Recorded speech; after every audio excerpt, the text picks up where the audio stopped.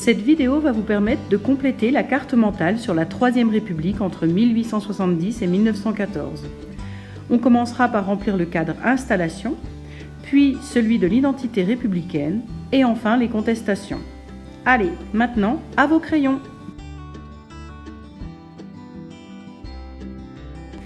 Après la défaite militaire de Napoléon III à Sedan contre la Prusse, la Troisième République est proclamée le 4 septembre 1870.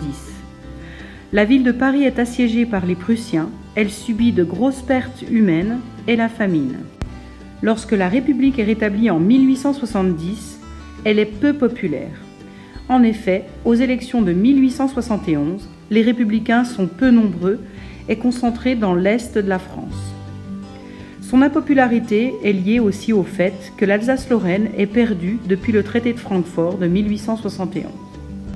Le suffrage universel masculin est rétabli pour élire les députés. Les républicains deviennent plus nombreux et ils sont même majoritaires à la Chambre des députés aux élections de 1876.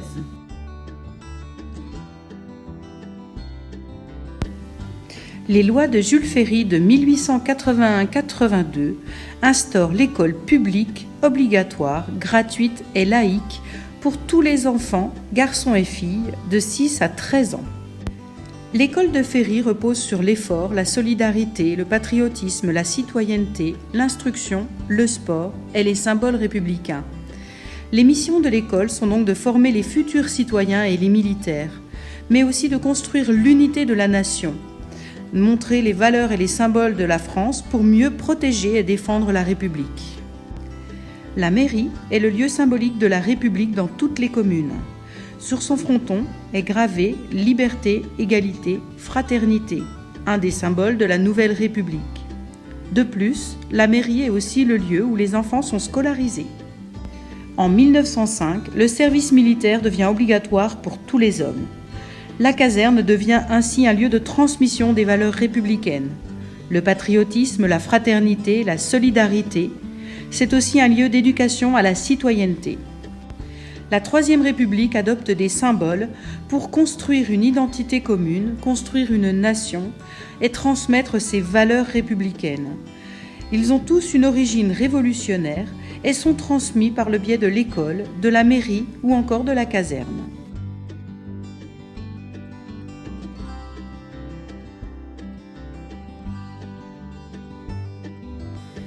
La République est déstabilisée par l'affaire Dreyfus en 1894.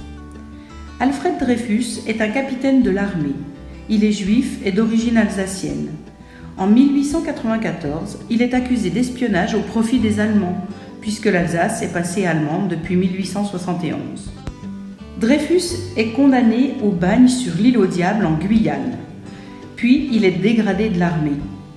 Victime d'injustice, il clame son innocence. Mais l'État et la justice fabriquent de fausses preuves pour continuer de faire accuser le capitaine Dreyfus. Le vrai coupable, lui, Esterhazy, est acquitté. L'affaire Dreyfus passionne les Français. Ils sont déchirés entre Dreyfusards et anti-Dreyfusards. Émile Zola, en 1898, décide d'alerter l'opinion publique et publie dans l'Aurore une lettre ouverte au président de la République, Félix Faure, dans laquelle il dénonce une injustice. Il est condamné à 1 an de prison ferme et doit s'exiler. Voici un extrait de cette lettre publiée le 13 janvier 1898. Monsieur le Président, vous vous préparez à présider au solennel triomphe de notre exposition universelle qui couronnera notre grand siècle de travail, de vérité et de liberté. Mais quelle tâche debout sur votre nom, j'allais dire sur votre règne, que cette abominable affaire Dreyfus. Un conseil de guerre vient par ordre d'oser acquitter un Esterhazy, soufflet suprême à toute vérité, et c'est fini. La France a sur la joue cette souillure.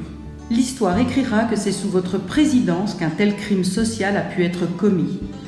Puisqu'ils ont osé, j'oserai moi aussi la vérité, je la dirai, car j'ai promis de la dire si la justice régulièrement saisie ne la faisait pas pleine et entière. Mon devoir est de parler, je ne veux pas être complice. Mes nuits seraient hantées par le spectre de l'innocent qui expie là-bas dans la plus affreuse des tortures un crime qu'il n'a pas commis. Suite au réveil de l'opinion publique, en 1899, le procès Dreyfus est révisé, mais il est condamné à nouveau à 10 ans de prison.